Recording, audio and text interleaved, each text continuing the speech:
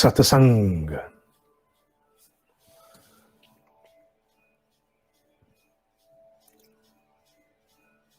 आदिगुरु मुनि वेद व्यास कहते हैं बुद्धिमान को। जब आदिगुरु मुनि वेद व्यास बुद्धि शब्द का प्रयोग करें तो बहुत विचार करना चाहिए कहां किस रूप में किया गया। हमारे अध्यात्म का, हमारी संस्कृत की भाषा का एक बड़ा अद्भुत सौंदर्य है। एक एक शब्द अनेकों भाव अर्थ वहन करने में सक्षम है। किसी किसी शब्द के तो 60 से अधिक भाव अर्थ हो सकते हैं। कहां कैसा उपयुक्त है ये फिर विवेचना पर निर्भर करता है, ज्ञानियों पर निर्भर करता है।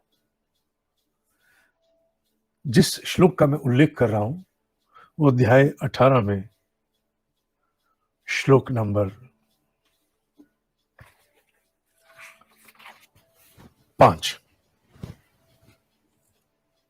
जिसमें उन्होंने मनीषी शब्द का प्रयोग किया है, जिसका अर्थ भावार्थ गीता प्रेस ने बुद्धिमान लिया है। दोनों ही बड़े उपयुक्त शब्द लिए गए हैं, क्योंकि गीता प्रेस की भी ट्रांसलेशन करने वाले जो हिंदी में उन्होंने भावार्थ दिए, कुछ छोटे लोग थोड़ी नहीं, बहुत बड़े लोग, महान लोग। इसलिए जब भी कभी विवेचना का प्रश्न आता है तो मैं आसानी से इनके भावार्थ को नकारता नहीं। कई बार इनसे सहमत नहीं भी होता। हाँ, ऐसा होता है, बहुत बार होता है, मैं इनसे सहमत नहीं होता। मैं इनसे सहमत हूं या ना हूं, पर मेरे मतानुसार गीता प्रेस गोरखपुर ने जो कार्य किया हुआ है अद्भुत है, अद्भुत, मनुष्य के कल्याण के लिए अद्भुत है। इस श्लोक में वो कहते हैं यज्ञ दान तपः कर्म न त्याज्यम कार्यम एव तत् यज्ञ दानम तपः च एव पावनानि मनीषिणाम। जो मनीषी है, बुद्धिमान है, विचारक है, चिंतन करना जानता है, एकदम त्वरित रूप से इंपल्सिव रिस्पांस नहीं देता, कूदता नहीं हर बात के लिए प्रतिक्रिया देने के लिए, जिसमें इतना धैर्य है कि वो मनन कर सके, या उसने अपने अंतःकरण को इतना विकसित कर लिया है कि अगर वो बिजली की गति से, with the speed of light, विद्युत की गति से भी अगर वो प्रतिक्रिया दे तो उसमें भी मनन होगा। विद्युत की गति क्या होती है? गूगल पर सर्च करने के लिए कुछ टाइप करो, एक क्षण में हजारों डॉक्यूमेंट आते हैं। तो क्या हुआ? विद्युत की गति। और सारे डॉक्यूमेंट जो आपने लिखा है उस संदर्भ के होंगे। इसलिए सर्च करना गूगल पर भी एक कला है। कैसे क्या टाइप करें कि जो चाहते हैं वो आए, बाकी ना आए। तो बिजली की गति से, विद्युत की गति से परिणाम सोचे समझे बाहर आते हैं। उसी प्रकार बुद्धिमान जीव अगर तीव्रता से भी, अति शीघ्र भी उत्तर देता है तो उसमें मनन का पुट अभ्यासवश रहता है। तो यहां उन्हें मनीषी शब्द से संबोधित किया गया, जैसे गीता प्रेस बुद्धिमान के रूप में संबोधित करता है। दोनों ही उपयुक्त है, मनीषी बुद्धिमान उपयुक्त है, क्योंकि यहां बुद्धिमान किसके लिए कहा गया? उसके लिए जिसका मनन, जिसकी बुद्धि धियो यो न प्रचोदयात हो गई है, जो ब्रह्म विद्या को प्राप्त कर रहा है, जो ब्रह्म विद्या को प्राथमिकता देकर अपने जीवन के समूचे निर्णय का मूल्यांकन करता है। ब्रह्म विद्या क्या है? उसका उल्लेख भी है इसमें। ब्रह्म विद्या है जो नित्य अनित्य का भेद कर सके, वो ब्रह्म विद्या है। क्या और भी है ब्रह्म विद्या? हाँ, सृष्टि कैसे रची उन तत्वों का ज्ञान होना भी ब्रह्म विद्या है। इसलिए गायत्री को भी ब्रह्म विद्या कहते हैं। पर यहां ब्रह्म विद्या का तात्पर्य है जो नित्य अनित्य का भेद कर सके।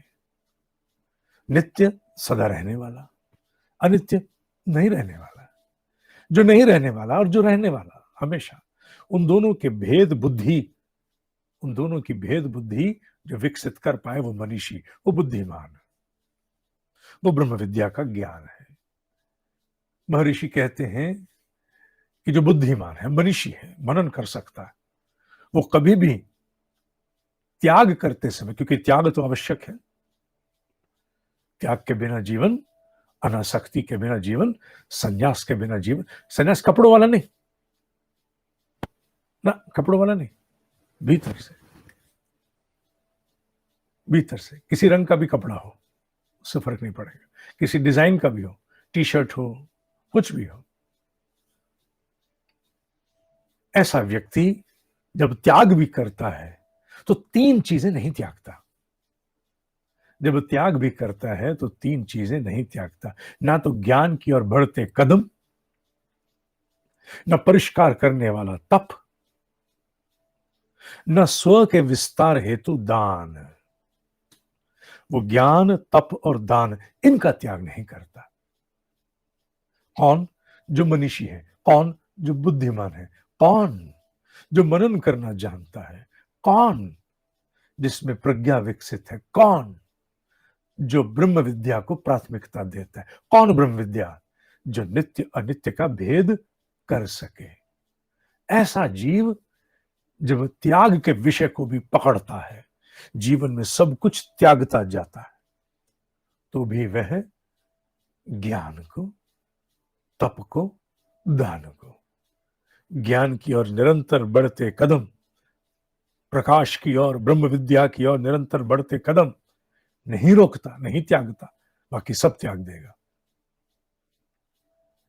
तप, जो आत्म परिष्कार के लिए भीतर तप आवश्यक है, बंधनों के क्षय के लिए, उस तप का भी वो त्याग नहीं करते। दान, अपने से उठकर अपने छोटे से सीमित होने वाले अस्तित्व को व्याप्ति देना, परवेजिव बनाना, विस्तार देना, ये दान है। दान क्या है? दान ये नहीं है केवल, ये तो बाहर हाथों से, पंचभूत से दिया जाता है। दान केवल ये है क्या? दान है भीतर की व्याप्ति। जब आप भीतर से अपने छोटे संकीर्णता का त्याग करते हुए विराटता के लिए अपने ऊर्जा को, समय को, ध्यान को उपस्थित करते, वो दान है। वो किसी रूप में हो सकता है। वो 90 साल का व्यक्ति, 95 साल का व्यक्ति घर बैठकर प्रतिदिन महादान कर सकता है, जेब से नहीं, जेब से नहीं। जिस दिन जान जाओ दान क्या है, उस दिन बाबू तुम जेब के दान तक सीमित नहीं रहोगे। वो भी करोगे, उस तक सीमित नहीं रहोगे। भाव का दान, अर्जित ऊर्जा का दान, किसी के कल्याण के लिए बैठ करके किए गए जप तप का दान कर सकते हो। जिस दिन करना शुरू करोगे तुम्हारे स्वरूप में विराटता आ जाएगी। करना 11 माला गायत्री की जप की, और साथ ही हाथ में लेकर किसी ऐसे को अर्पित करना जो तुम्हारा ब्लड रिलेशन में नहीं है। ऐसे करके करोगे ना, पता लगेगा कुछ किया है। 1100 रुपए तो भारी पड़ते हैं दान के किसी को एक बार। वही जेब की बात, जेब तक रही। उसमें कई बार महसूस भी होता है, कई बार अच्छा भी लगता है, पर ये 11 माला करके किसी के कल्याण के लिए दान करना, दे देना संकल्प से। हा, बंद खिड़कियां, बंद झरोके चरमरा करके टूट जाते हैं और भीतर से उद्भासित उदय होता है एक विराट स्वरूप। छाती फैलती है, स्व का विस्तार होता है। तो यज्ञ, तप और दान, इनका त्याग करने के लिए ब्रह्म ऋषि मना करते हैं। सबका त्याग करो, इन तीनों का त्याग नहीं करना, क्योंकि इन तीनों के द्वारा ही आत्मोत्कर्ष सुनिश्चित है। आत्मोत्कर्ष होता रहे वो संभव किससे? इन्हीं के द्वारा। इसलिए बाबू, ज्ञान की तरफ बढ़ते कदम, परिष्कार हेतु तप, और स्व के विस्तार हेतु दान परम आवश्यक है। आज के लिए इतना ही। ओम शांति शांति शांति। आज के पर्व की भी आपको अन्नकूट की बहुत मंगल कामनाएं। ओम ही सत्य है, ओम ही सत्य है, ओम ही सत्य है।